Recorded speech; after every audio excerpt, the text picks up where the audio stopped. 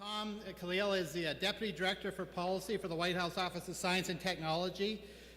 He came there from Berkeley, where he is a Special Assistant to the Chancellor for Science and Technology, where he was in charge of a number of very interesting, large initiatives on science and technology policy. And today he's been in the White House now for a few years and is really a point man on emerging technologies and innovation. So Tom, we have about 100 people here on this Conference on Emerging Technologies, and thanks for joining us, and I think everybody will be able to hear you when you speak now, and so we'd love to hear your perspective on emerging technologies and innovation and all those cool things you get to work on. Thank you, and I'm sorry I can't be there this afternoon, and apologize for just being a voice of a disembodied voice. But I did want to share some of my perspectives as a policymaker and maybe give you a sense, at least from my point of view, what are some of the policy issues that we're grappling with. I head up one of the 4 divisions of the Office of Science and Technology Policy. I head up the Technology and Innovation Division. We also have divisions that work on science, energy, environment, and national security and international affairs. And I work both for Dr. John Holdren, who is the Director of OSTP and the President's Science Advisor, and Jeff Zients, who heads up the National Economic Council. This is my second tour of duty in the White House. I worked for President Clinton from '93 to 2001 on a wide variety of science, technology, and innovation issues, particularly around information and communications technology issues, given the Vice President's interest in those. And towards the end of the administration, I worked on something that President Clinton announced towards the end of his administration, the National Nanotechnology Initiative, which has resulted in funding for nanoscale science and engineering going from $270 million when we started to now roughly $1.5 billion a year. So I thought one of the things I could do is unpack the notion of governance a little bit and talk a little bit about the different dimensions that we think about with respect to emerging technologies.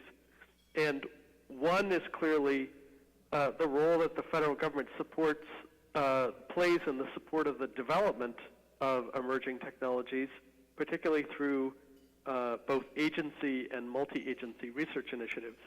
So some examples of the multi-agency national research initiatives that OSTP is involved in includes the BRAIN initiative, which President Obama announced in April of 2013.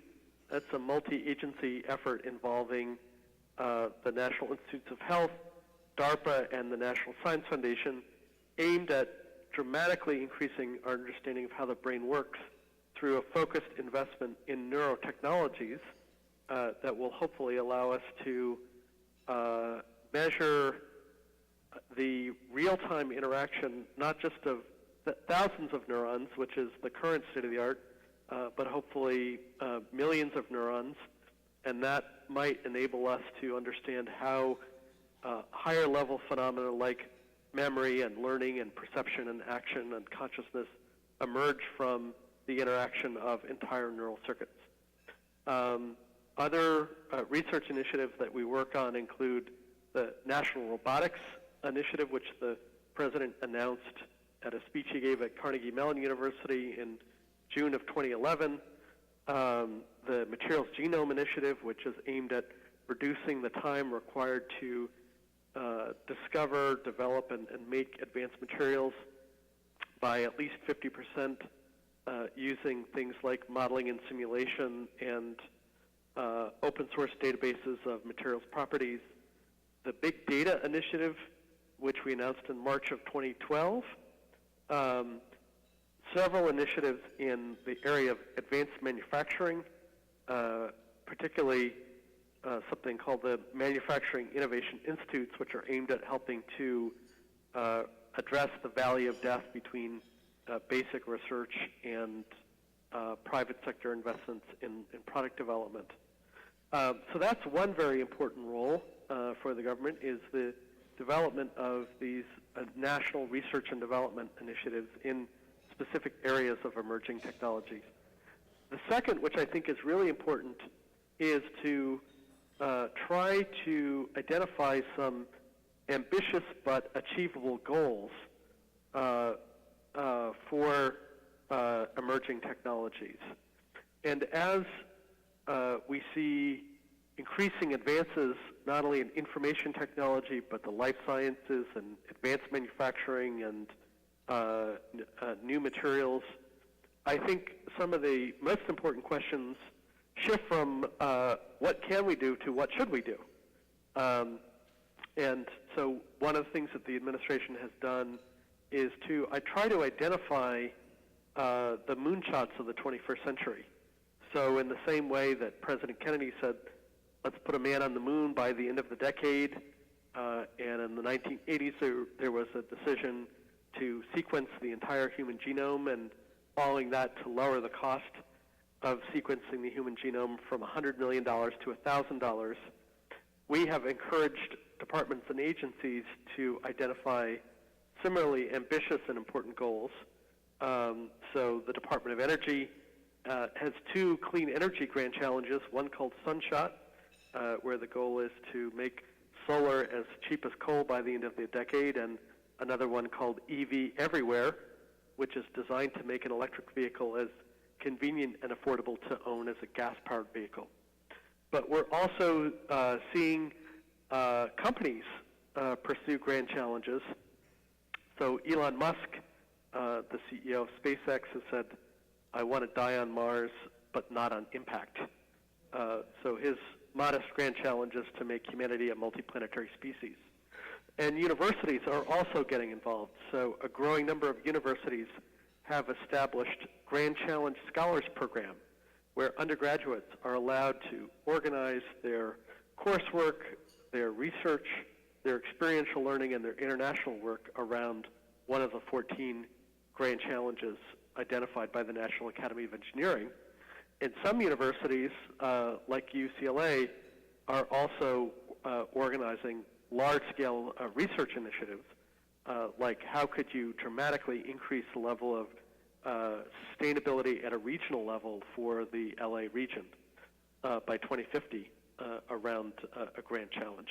So that's the second area, is like, what are some of the goals that we should be setting as a society that achieve important economic and societal goals and are harnessing advances in emerging technologies? The third is, how can we reduce the time and cost associated with developing technologies, increase the success rate, and also increase the number of people who can participate? So OSTP has encouraged a collaboration involving DARPA, the National Institutes of Health, and the FDA to transform the way we evaluate new drugs. So as many of you know, currently we use animal models to try to predict the safety and efficacy of drugs, and that is not always terribly accurate. So as a result, the success rate for new drug development is low, and it's a very expensive process. And NIH, DARPA, and FDA are investing in a project that will hopefully change that by creating entire microphysiological systems that can be put on a single chip. In terms of democratization, one of the things that the White House will be highlighting in mid-June is the first ever White House Maker Faire. So one of the things that we want to call attention to is that the tools that are necessary to design and make just about anything are becoming democratized because the cost of these tools is going down, they're becoming easier to use and more powerful, and we now have a growing number of models for shared access. So for the cost of a gym membership, someone can get access to a tech shop and have access to $1 million worth of tools like CAD software, laser cutters, computer numerically controlled machine tools, 3D printers, and more importantly, the skills needed to use them. So that's a great example of the benefits associated with democratizing access to technology. A fourth area that I would point to is the role that the administration has been playing in public-private partnerships. Dr. Francis Collins, director of NIH, just announced one recently on something called the Accelerating Medicines Partnership, which is increasing the support for pre-competitive research and development in the pharma industry to improve the validation of drug targets. A fifth area that we're looking at is how is innovation financed?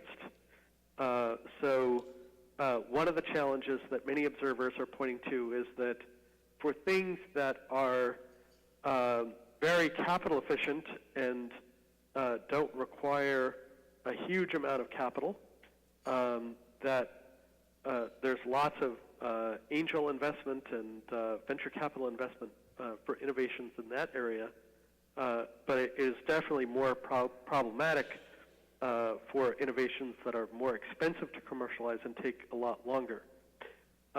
So there's an interesting collaboration between the NIH and a professor at MIT, Andrew Lowe, who's looking at whether one could take the principles associated with financial engineering of securitization and diversification and apply those to the challenge of financing drug discovery and development for rare diseases. And he believes that it would be possible to create a mega fund that would generate rates of return that would be very attractive to institutional investors. And the reason that that's important is that the total global market for fixed income securities is $100 trillion. That's trillion with a T, which makes the venture capital market look like a rounding error. We have also been involved in something called the Jobs Act, which was passed in 2012, which will hopefully soon open up the door for equity-based crowdfunding, allowing entrepreneurs to get small amounts of money from lots of investors. So that's the fifth area that the federal government is involved in, is looking at how is innovation financed, and are there some changes to policy and experimentation with new models that will increase the amount of capital available for financing innovation. The sixth area is looking at the legal and regulatory and policy environment for emerging technologies. So, for example, John Podesta, the President's senior counselor, just released a report looking at some of the privacy issues and the potential issues around civil rights and discrimination associated with big data. States are beginning to look at the issues around self-driving cars. So both California and Nevada have passed legislation at the state level, and it's obviously something that the Department of Transportation is actively considering as well. And FDA Commissioner Peggy Hamburg has called for a much more robust agenda in the area of regulatory science. That is, what are some of the scientific areas of research that can improve the regulatory decision-making process. A seventh area that we look at is, what are those research initiatives where it is really important to embed ethical considerations into the research initiatives at the beginning, as opposed to playing catch-up in the future. So the President's Brain Initiative, which was announced in April of 2013, that's an example where we simultaneously asked the President's Bioethics Commission to start looking at the ethical issues associated with emerging areas of neuroscience and neurotechnology. The eighth area is the work that we're doing in the area of open innovation. And the core principle behind this is Joy's Law, named after Bill Joy, who said, no matter who you are, the smartest people work for someone else. And so we're trying to pursue policies that recognize that.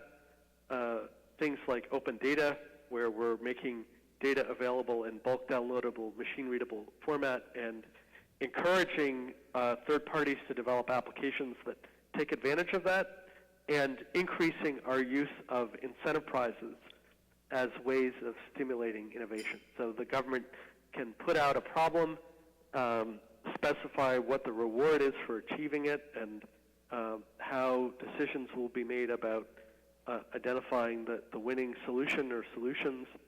And that has been tremendously effective in terms of unearthing new solutions to problems that the government has an interest in solving.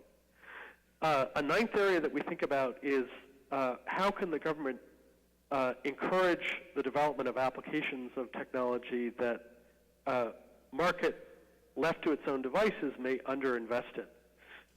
And a great example of this idea was developed by Michael Kramer, who's an economist who saw very clearly the market failure associated with vaccines for diseases of the poor, which is that left to their own devices, biopharma companies will not work on vaccines for poor people.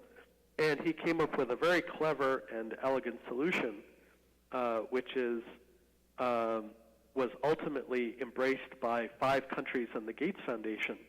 And the way it worked is that those countries and the Gates Foundation pledged to the pharmaceutical industry that if they would develop a vaccine which is safe and effective, then they would purchase X million doses of that vaccine for $7 a dose. And that was sufficient to get several pharmaceutical companies to develop the vaccine and to manufacture it at scale, and for the first time eliminated the usual 10 to 15 or even longer year gap between when a vaccine is available in wealthy countries and when it's available in low-income countries. And that intervention will save the lives of 7 million poor kids over the next 20 years.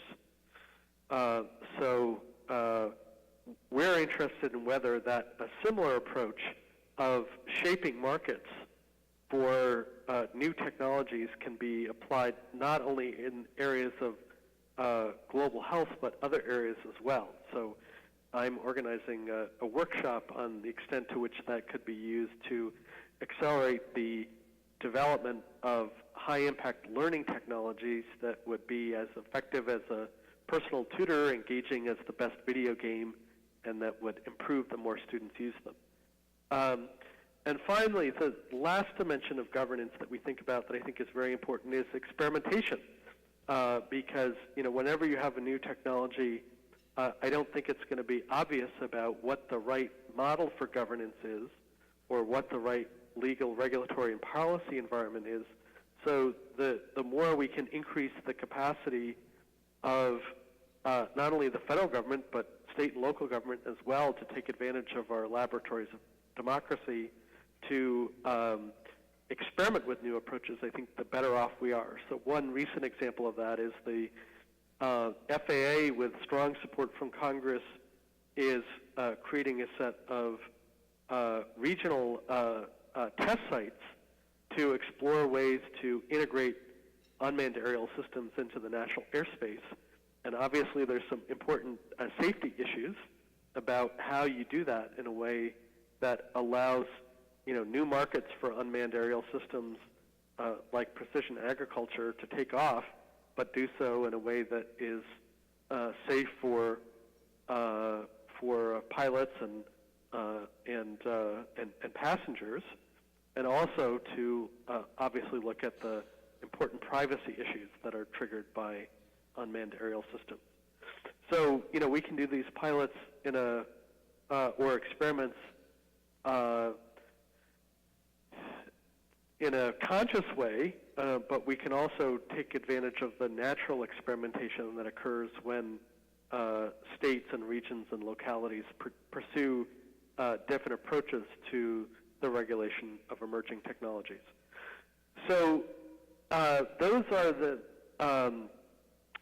some of the ways in which policymakers think about the governance of emerging technologies. I'm sure that the people in the room will have a much longer and more sophisticated list of ways of thinking about unpacking this, but from the perspective of a policymaker, those are some of the ways in which we try to grapple with these issues. And I would be happy to, if it's possible, logistically, to answer any questions that folks have, or better yet, get some high-quality free advice from the room as well.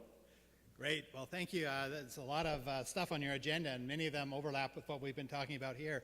We do have 5 minutes more of Dr. Cleel's time, so if anybody does have a question, they could either try and come up here, and you can speak directly into the microphone, and he can hear you directly then. So just 1 second, Tom. Hi, Tom. This is Ken Oy from MIT. A question that I have is that your speech went over the need for innovative financing models, and also you talked about the need for regulatory reforms, and the combination of the two, you argued, would make innovation possible. If you look at differences between the US and the European Union, going back to your example of pharmaceuticals, to what extent do you believe that our experiments through FDA with special medical use and breakthrough product designation, and the European approaches focusing on adaptive licensing, are our efforts adequate, or do we need to do more in the area of pharmaceuticals?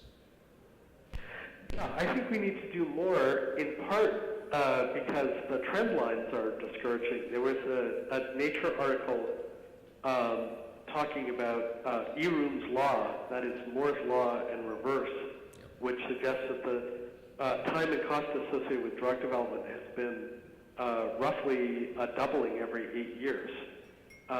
So I think that the steps that the FDA has taken are definitely headed in the right direction, but I think there's a lot more that needs to be done. And as a really promising sign, I would point to the agenda of NCATS, the National Center for Advancing Translational Science, which is really trying to understand what are the bottlenecks associated with drug discovery, development, and evaluation at all the steps along the pipeline, and to try to figure out, in what cases are those problems susceptible to research and development, and where are there issues that are really not technical, but are kind of more on the policy and institutional level. So I think that the FDA has taken some great first steps, and I think that the research agenda that NCATS has identified is really promising and exciting, but I think we need to, I don't think we can rest on our laurels. I think we have to do more. So Tom, the follow-up question is that the presentation that you made was really on US national strategies of innovation. When we're talking biotechnologies in general, pharmaceuticals in particular, to what extent does it make sense to really be thinking in terms of national strategy in an era where large American pharmaceutical companies that begin with P seek to acquire UK companies with initials that begin with A? Right. I mean, is this really something that can remain national strategy, or in the presence of multinational actors and transnational forces, is this an area where we really have to be thinking explicitly in terms of international development strategies? Absolutely, yeah, and I think that's why, conversations between regulators about regulatory harmonization are important, and things like, mutual recognition and trying to identify areas for international collaboration are very important. I would say, though, that I think it's difficult to go into an international forum and begin those discussions and sometimes even formal negotiations without having a view about what you think the issues are and what would constitute progress. So I do think that the beginning point is for the United States to have a clear view about what it sees as the major challenges and opportunities, and what are the public and private actions that would move us in the right direction. And I think that once we have that vision, then it's easier for us to engage in either bilateral or multilateral discussions. Hi, Tom. This is Andrew Maynard, University of Michigan. I'm interested in your perspective on the current state of interagency coordination with technology innovation. And obviously, with the National Nanotechnology Initiative, the US government broke brand new ground in terms of the level of coordination, which was incredibly successful. To what extent are we seeing that model now extending to other areas of innovation? Yeah, I think that it is happening on the research and development side. So there are a lot of different fora that agencies have to exchange information about what they're currently doing, what they're planning on doing, and to identify areas for collaboration. I think one of the areas where we still have some more work to do is across the more conversations between the people who are investing in the research and development, and so therefore who have some idea about what we might see 3, 5, 10 years from now, and the folks who are dealing with the legal and regulatory policy. So some of those conversations are happening, but I think that's an area for additional progress. So I think we have time just for one more question. Wendell? Hello, Tom. Wendell Wallach from the Yale Interdisciplinary Center for Bioethics. In your comments, you primarily emphasized the way in which we can stimulate seminal technologies, and I was just wondering to what extent reflections on the disruptive aspects of emerging technologies or cultural value conflicts enter into your reflections. Yeah, no, absolutely. That's one of the reasons why in some of the national research initiatives that we've launched that really clearly raise those issues, we have tried to involve people who are grappling with the ethical, legal, and societal issues at the beginning of those research initiatives so that the research is informed by that, and we can have an early sense of what are some of the policy issues that the development of these new technologies is likely to lead to. Okay, thank you. Thank you very much, Tom. On behalf of everyone, thank you for your time. We really appreciate the time you spent with us today and a lot of interesting things you're doing. So keep up the good work.